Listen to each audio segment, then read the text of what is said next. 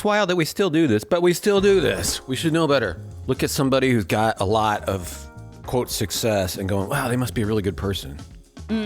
Yeah. It's just not true. Yeah. It's not true, and vice versa. Yeah. But we're told the rain, like God sends rain on the just and the unjust alike. Now, that reference means something good, like rain's a good thing. Mm-hmm. And the unjust people get it too. But we can do this even in church culture, where it's like, oh, well, he must be doing something right. She must be doing, she's got a lot of followers and a big crowd of people, and they got a lot of thousands of what? Not necessarily.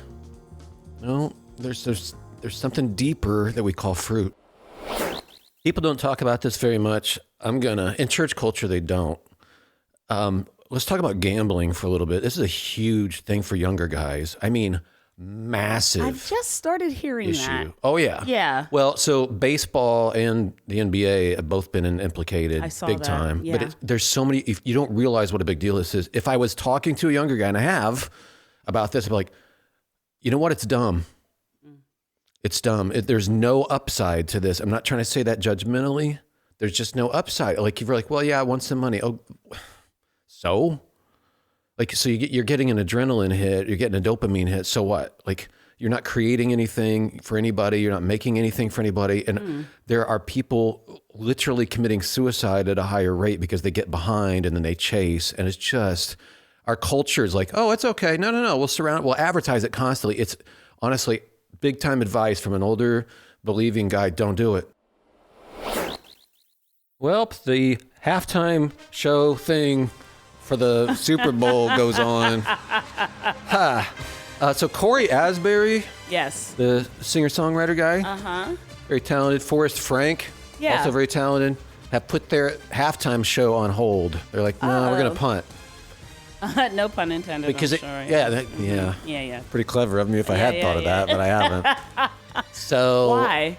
They just said it became a thing where it was like this divisive thing. They're like, could we just do a thing where, hey, we could just sing about Jesus? Yeah. They said it's not us versus Bad Bunny. It's not us versus Turning Point USA. And they also wanted to do a halftime show. Sure, yeah. It's not about politics, parties, or proving a point. The heart was never competition, just worship. We want whatever we do next to be pure and focused solely on Jesus, not on headlines, not on hype. I think they felt like they were being dragged into I understand, into a bigger discussion that they didn't want to have necessarily. Yeah. So I actually respect that. I do too. Yeah. And I still would love for something like that. If that had that DNA to it, that'd be pretty awesome. Hey, so we were just talking about this huge problem that we don't talk about too much, and it's gambling. It's a huge deal with younger guys, especially. Massive. I just feel like if you work with younger guys, or you are one, or like you got them in your family, it's worth talking about how dumb it is. Yeah. Because it's so destructive. Just some of the stats. Check this out, because we legalized it. This is what happened. So in 2017, $4.9 billion were gambled on sports. Okay, $4.9 billion several years ago. By 2023, it went from $4.9 billion to $121.1 billion. That is unbelievable. This is according to UC San Diego today, that they published this on a huge study that they did. Again, from 4.9 to 121. And young guys, 60 to 80% of U.S. high school students report gambling. High school? Yep. That's what this says. Like, my goodness. So I can show you where I got these stats or whatever, but you can look them up yourself. Yeah. Man. That's why I'm saying it's such a huge thing, and it just popped up the last few years. So it's worth talking about. And just at least tell, like you're talking to a youth group or something, like, hey, this is really dumb. Because they're not going to hear this from other people. The whole culture is like, no, it's okay. Like, this is destroying a lot of people's lives, honestly. For the podcast, may I ask, do you think because it is mobile and because there's a borderline anonymity to it where you don't have to go to a place or do a thing? Oh, yeah. Do you think that that's part of why it's skyrocketing and why it's causing so many problems? It's constantly marketed now, too. It's openly marketed. Like ESPN will be running, as they're talking about the scandals, they'll be running ads for, well, it used to be ESPN Bet. Now they're DraftKings or whatever. It's everywhere. It's everywhere. Yeah. Like we just decided as a culture, let's open the floodgates on this. It's an interesting debate. Like way back, I would be more libertarian on this stuff. And I think I would say has grown out of that. about how a culture actually works and thrives and how we look out for each other and protect people and foster, like it's all connected. Young men, young women, children, older people, like all of this stuff. Like there's a reason you stigmatize certain behaviors and it's out of love. Yes, that's the word I was going to use, where I was like, once we stop stigmatizing certain things as harmful. Right. That's not, saying something is harmful is not judgmental, I don't think. No. I think it's kind to be able to say, there's a cliff over there. And you don't hesitate with kids. I don't know at what point we're like, no, once you're 15, whatever you want to do. Yeah. Once you're 18, whatever you want to do. Like what magically happens where it's loving just to go whatever you want. No, and the law actually has an instructive purpose. Yeah. So as soon as you change the laws, it destigmatizes the thing. You get more of it. There are states that are rolling back drug legalization now because they've seen, oh my goodness. And the justification was, well, look, we got 50,000 people a year, 40,000 dying in alcohol-related accidents. So why were we like, so you want to create more? Yeah. And that's what we've done. Like literally driving high is killing people at a higher rate now, like in Colorado. Yeah. Yeah, you destigmatize something. I was driving in northern Indiana last week, just across northwest Indiana. Every billboard was for marijuana. Oh, wow. Everyone. In Indiana? In Indiana. I don't know what the rules are or whatever, but it's just like pot. It's just puff this, puff that. Like, it causes psychosis. Sorry, I know it's not fashionable to say it, but it does. Well, I mean, again, I'm sure whatever not culture, but whatever background you may have, I cannot remember growing up and pointing to what we would call, back in the day, we call them a weed hitter. I can't remember pointing to one and being like, they're on their way to a successful lifestyle. No. I want to be just like... I've got Christian friends who've been way into it in the past. It's still an issue. Even though they're not smoking anymore, their brain is affected. Sorry, it's true. And anybody who, like, the wild thing is the lack of honesty in journalistic circles about this particular thing. And scientists will raise that same question, like, what in the world why can't we say this? Yeah. Why do you not want this? Like, you're just not supposed to do it. There are prices that we pay for stuff. We can be like, well, everybody can, let's market this, let's do that, let's destigmatize. Okay, we'll pay a price. Because we're connected. So the sports gambling thing has really been shocking to me, only because I kept thinking, is this real or is this just like some kind of fun? Because it went from nothing to almost huge. Every podcast you listen to that has nothing to do with sports they're still the sponsor. So I heard a sports guy, I'll tell you who it was, it's Colin Cowherd. He's a radio host. Okay. And I heard him talking about this. I thought, well, let's be curious. And he was talking about the scandal in the NBA, and now we got this in baseball, which is another revelatory thing. Mm-hmm. Which I can digress here for a second. I will, but he couldn't really talk about it in a coherent way because he's sponsored by this and that. He break for a commercial and he's like, you bet this, bet that, bet this, and then he does the lines for every week. It's his read. You have to do the read. So he can't understand why this is a problem. He has to skip it. Where otherwise he would be willing to go there. He can't go there because everybody's got their hand in the till. So the major sports leagues are making hundreds of millions of dollars through partnering with DraftKings or the sports books. Leagues? Yeah, they partner with them and they get like the NFL and the MLB. Yes, MLB, NBA. You partner, and then the athletic partners with like all of these journalistic outlets, quote unquote. ESPN had its own sports book. They just spun it back off because whatever. They're partnering with some other things that's more profitable for them. Mm-hmm. So they encourage it. It's no longer stigmatized, but there's still a huge price to pay for it. And if you don't stigmatize it, or at least bring it up, you get more of it. The problem is younger guys are looking for the dopamine hit. They're looking for the easy money. The big score. They've already been playing video games. Right. Your brain isn't fully developed. No offense, but your brain isn't fully developed. So you're kind of almost drawing a correlation between it subconsciously, and you're just doing this thing. Yeah, and society says it's all right. Yeah. It's cool. And back in the day, if you did it, again, coming from whatever culture you come from, but I remember you did it somebody was coming to your house to get the money. It was right? stigmatized. Well, Right. they're still coming. They're still coming. But I mean, that's your bank. That's your all these things are happening under the cloak of darkness, and then it escalates to the point that you're under a pile of just debt and shame. Well, this is what we talked about monetizing the 7 deadly sins. Yeah. So this is, I would say, is monetizing sloth. Greed, too, to be sure. That. Why sloth? Because you don't create anything. You don't create anything. You're making, the goal is to make money by not creating anything. I get it. If somebody's a mature person, they're like, hey, I want to spend $10 having fun with the roulette thing. Right. And I know I'm going to lose it. Yeah. But let's go, like, that's like watching a movie. I understand. This isn't a moralistic thing. Yeah. It's just danger. Yeah. For so many people. Watch the suicide rates going up among the people who are doing the gambling thing. You get behind $1,000. Well, I got to make that up. I don't have it. Now it's 10,000. Yeah. Oh my gosh, what am I going to do? Now it's 50. There's no way out of this. No. This happens all the time, and the people who should be the adults don't do anything about it. But the problem is now, in real time, here's the thing. Whereas it used to be, you'd bet that the Indians would, or the Guardians now would beat, the Tigers. Sure. Well, now you can bet on the next pitch. Will it be below or above 97 miles an hour? Oh my goodness. Well, the pitchers know that. So the pitchers make a deal, like, hey, I'll make sure that second pitch in the 7th inning or the second inning, if I'm the starter. That's what they did on the Guardians. Oh, wow. So this pitch will be in the dirt. It'll be slow. I'm gasping like I can't believe That's that's everything. We are. The dude on the Miami Heat. Yeah.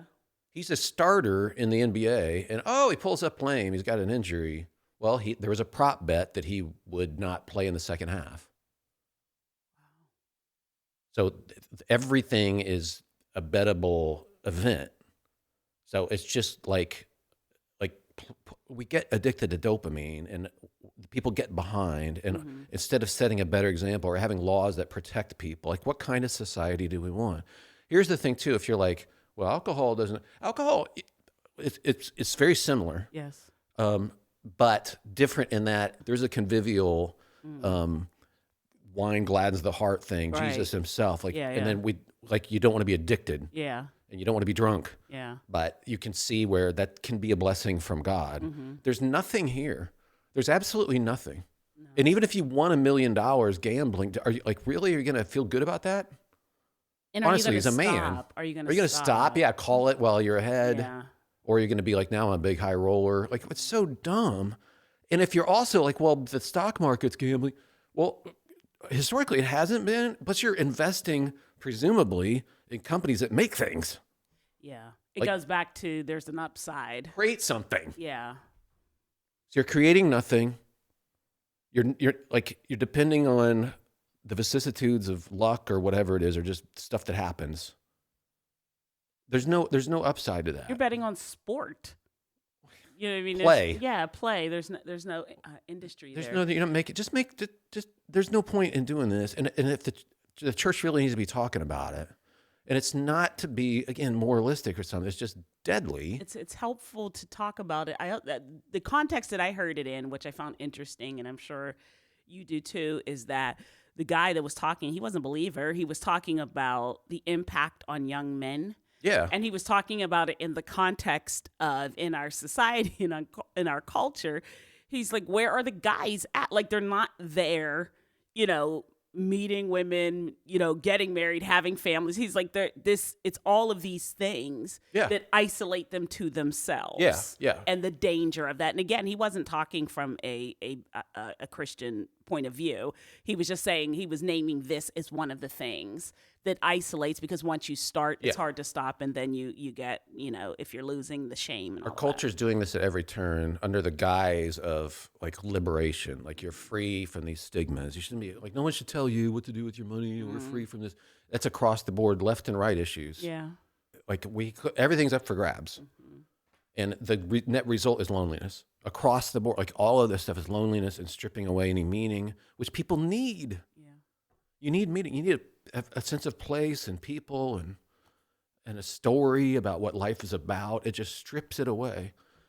By the way, too, if you actually study, talking about stigmatizing things, the popular idea is that when they took alcohol and made it illegal under the Constitution, that was a massive failure. It was not. It was not. I say that as somebody who's not a teetotaler and not would say, it's just off limits. But it wasn't. It was actually a big success. But there was pressure. I mean, the whole thing was people are drinking so much, guys in particular, that it's a huge problem for vulnerable people. Yes. At home. So women pushed for this. Well, of course they would. And it was, if you look at the stats on how much people... It changed a lot. I have seen those stats. The abuse stats? Yes. So like, hey, look, it's a trade. It's a trade that we make. So we're like, hey, we want it to be legal. We'll advertise it, all that stuff. And yeah, we'll cash in 40,000 lives a year on the roads. If somebody was like, do you think it'd be better if we didn't have alcohol? Honestly, in our culture now, I'd say yeah. I'd say yeah. As somebody, again, not saying it's sinful to drink. We'd be better off because we can't handle it. Well, that's the thing, is I think the contentment thing that you talk about all the time is so pivotal because of the greed and what greed... Yeah, I agree. What greed is causing for us as a culture. Yeah. And when I say greed, I mean just wanting more and more of whatever it is. It's No, I think you're right. You said that was at the base of our culture's problems, and I think you're right. I had to think about that a little bit. Like my thing was, I think the destruction of the family is at the base of the culture's problems, but at a deeper level, our greed has caused a lot of that. It comes kind of from that, and then it just that's where all the spirals of the other things come from. And there's different cultures that have different things that destroy them. Yeah. But this, again, the monetization of even our own bodies. Everything's a market. Yes. And now we're all brands. Children, like women's bodies to bear children. It's a market. And we just like, well, yeah, that's how it works. No, that's not how it generally works. Not everything is a market. Like you get your meaning not from that in life. There's things that cause humans to flourish again. Yeah. And we pay a price for just going, yeah, well, whatever. Like we get more money over, like, so? This is an important discussion, I think, for the church to have. Oh, totally. Well, I think there's going to be people having it as the culture falls apart. And I remain very not hopeful about our culture. My hope is in God. Yeah. I think our culture's dead. I think Western culture is dead. It lost its story. Its story, even for people who were horribly immoral centuries ago, or 100 years ago, or 50 years ago, like with racism or slavery or all that stuff, they still had to justify it according to this overarching stories. They still had to try to fit this in, like, well, no, it's okay in the Bible somehow. Like, of course it's not. But you still had, everybody had this story that existed. And that is gone. That's true. So everything is up for grabs. No one, it's like we're fighting. I heard one guy say it's like two bald men fighting over a comb. Basically, is our culture. There's no. I'm sorry. I know there's no terrible. It's that's true. A very funny. Yeah. It's like you see a lot of the battles that go on. Like, well, they're sometimes they're flip sides of the same scavenging over a culture that now does not have a story. Yeah, I would argue it is that it's that coin, and then it's just two different sides of that same thing. Yeah. So it's the hollowing out of meaning. It's the hollowing out of who we are. One is just the markets. Yeah. And if you think about it in colonial terms, this is obviously a subject of massive academic discussion the last 50 years and obsession, really. But it's like you sweep into a culture and then you force it open to trade and then you strip it of its stories. Yeah, and then they're left resources. We're doing that to ourselves. That's very true. That's the ultimate turn-in on this it's all about money thing, is like ultimately you stripped everybody's stories away. And you seem to work in a pro-corporate way for big corporations or whatever. It's like they don't care if we stay tight with our families. Yeah. They just want us to be consumers. There's nothing in their meetings is like, how do we support their families? Because that's where humans really they don't care. No, they don't care. No. But like, or a sense of place. No, they want us to be independent consuming units. Even our Constitution, if you're listening here in the U.S., you know this. It's made for, and Adams or Madison, like they'll acknowledge this. It's made for a moral people. It doesn't work for people who've lost their story. None of this, like guns. I've used this as an example before. Like that's very important as a check on the government. But it's made for a moral people. So now what do? We can't handle it. A people with a common moral truth. Right. Which would then give us, as I've said before, common sense. Yeah. So you can't even depend on, I've learned this even leading and talking to people and going to different places and having to lead different teams, is that it's not, I'm not being condescending, but what I'm saying is I have to I can't assume we even have a common understanding. No, because the story is gone. Yes, we all have our separate truths. Yeah. And there's no overarching narrative story. has been stripped away, so it's a vacuum, which nature abhors. And nobody wants to watch that story. You wouldn't watch that story on, on Netflix or something. If you did, you'd be incensed because it's like, well, where was the overarching? Yeah, it's boring. Yes. It's like sports with no lines or rules. Oh, that sounds fun. Oops, it's stupid. Yeah. So how does the church shine in this? How are we salt in this? That's a great question. I think there are a few things about that. I think a lot of it has to do with our attention. I would agree. Yeah, so our attention has to be, this is what I want to talk about, doubling down. Like, what am I reading? What am I absorbing? What am I paying attention to? That I have challenged myself and continue to challenge myself on that of, if I eat Doritos and they eat Doritos, why? Just because I love Jesus, I'm not going to gain weight? Like, if we are both watching the exact same thing, then why is it trash to them, but I'm okay? No. At some point, I can't consume what everyone else is consuming. I'm not being moralistic. I'm just saying that if we're all taking all the same stuff in, how am I different? If I'm just going to say, well, because I'm a believer and I'm smart and I can, at some point I can't take in everything that everyone else is taking in. I just can't. No, and I don't know what that looks like. But for me, it has been being more and more intentional, Brant. And whenever I'm like, okay, I'm not going to be on social media this amount of time. I'm only going to do. Then within that time, I'm like, you can't click on these things because it doesn't help with discipleship if I really want to be a disciple. Right. So actually doing something there's a lot of countercultural things we can do. Yeah. Questioning what we're paying attention to from the start, but also and I'm still a work in progress on this too. Mm-hmm. Like just time with God. Yes. Go for a walk quietly or spend a mile during your walk where you're just quiet or talking to God. If we abide in him, he'll bear fruit. We can't do any of this apart from him. Good. So that the apart from him doesn't happen without us deciding to be with him. And we have to decide. There's no quiet that's going to be forced on us. You're right.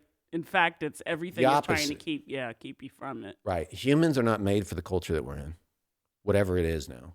It's post what we had, whatever that was. For all like humans have always been sinners and whatnot, but but again, not having a story. And it is what we have now is not a flourishing story. Our life expectancies are getting shorter. The suicide rate is going up. The depression rate is going up. They skyrocketed. What are we doing to teenagers? Take the phone away. Like, what are we doing? Even the people sense too. People will put different words to it, or they don't even have words for it, which is fine. But they know something's deeply wrong. Even the parents that put the phone in the kid's hand are unsettled about it. As a general rule, they're like, well, but everybody else is doing it. No, you can't be everybody else now.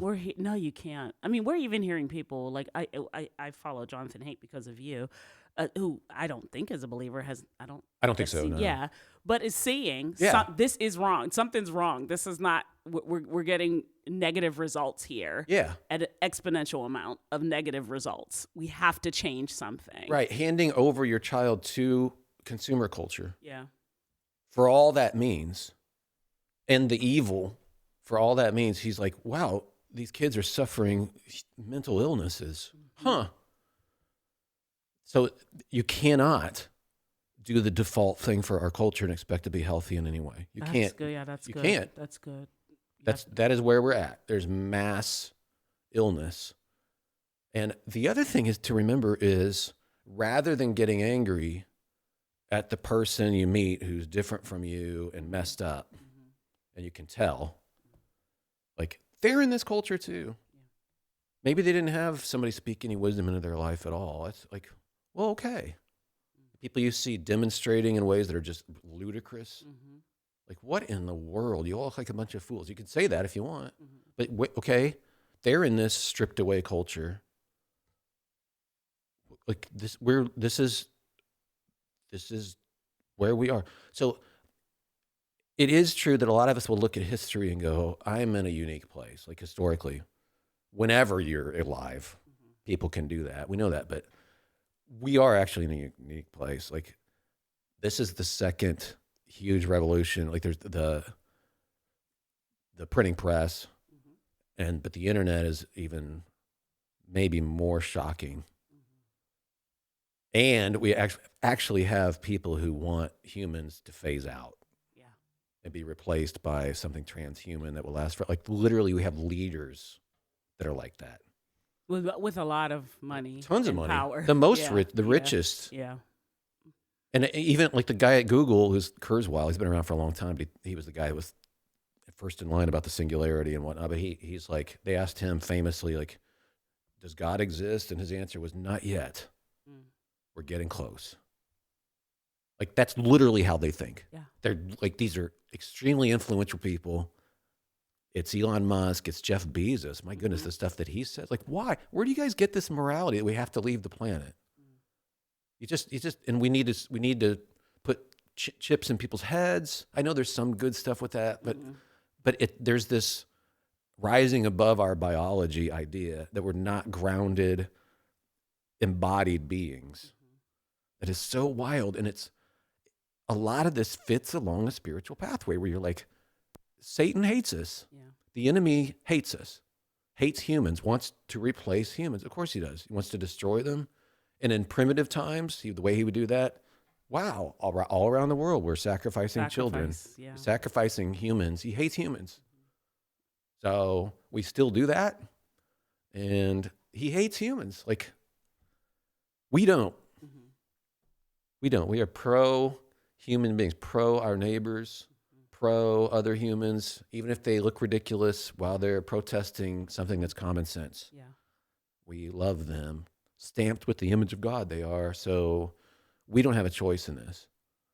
The great thing, though, true, like, okay, the hope is born out of the idea that our lives are actually good now. We can have good lives. And so the people who come along and say, you shouldn't be happy in this culture, or, you know, here's something else, you should be really, like, no, that is a lie that wants to suck your life away. You should be miserable like I am. No, I can be joyful. Yeah. I can laugh. You shouldn't laugh in these like, no, this is where I'm planted. No, the Lord is good. This is fruit. So this is something that comes out of my union with him. Yeah. Is joy. And don't tell me I can't. Yeah, and it's not toxic. Right. No, yeah, they'll invent stuff to dismiss. But I see what you see.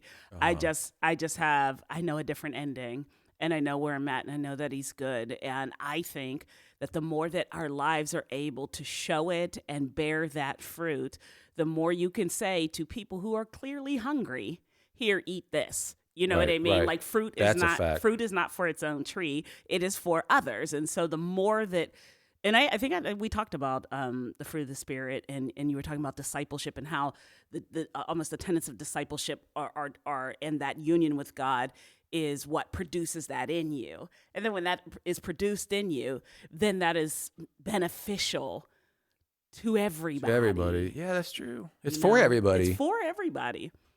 And to the extent that people don't have it, we can say, well, look at. But then the question is, what are they supposed to eat if there's no fruit from our lives? Yeah, great point.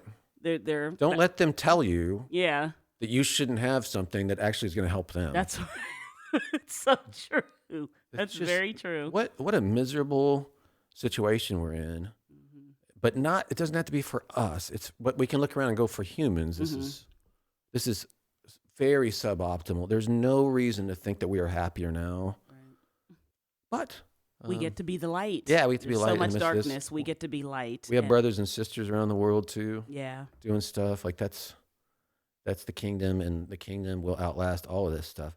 I just hope that you're able to access that hope, that God gives that hope to you as you're listening. Like you're able to spend time with Him. If you have to shut us off to do it, okay, fair enough. Come back, guys. We have some good stuff to say, but he has even better stuff. He does. Yeah. But you can do both. Why one or the other? Why would you even bring this up? Us too, guys. Jeez. This hurts our feelings that you even thought about say, it. let me shut them off. Yeah. Then.